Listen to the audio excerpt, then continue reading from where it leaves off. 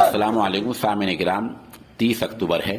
ادھر خبر یہ ہے کہ مغربی اتر پردیش کے 3 شہروں میں الگ الگ تنظیموں نے حاکموں کو، افسروں کو تریپورہ کے ظلم کو لے کر میمورنڈم دیے ہیں۔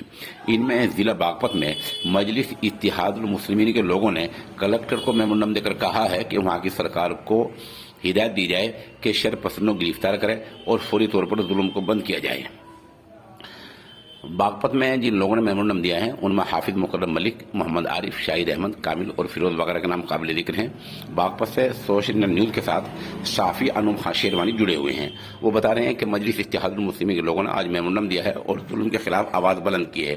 ادھر مظفر نگر میں میمورنڈم دیا ہے متحدہ محاذ نے، وہاں شاہنواز آفتاب، محبوب عالم ایڈوکیٹ، فیاض خان ایڈوکیٹ، حاجی منور حسن، حافظ غفران، مولانا گلزار قاسمی، امیر فیصل، رونق انصاری، سید علی مہدی، اکبر اور خرم عثمانی وغیرہ شامل رہے ہیں۔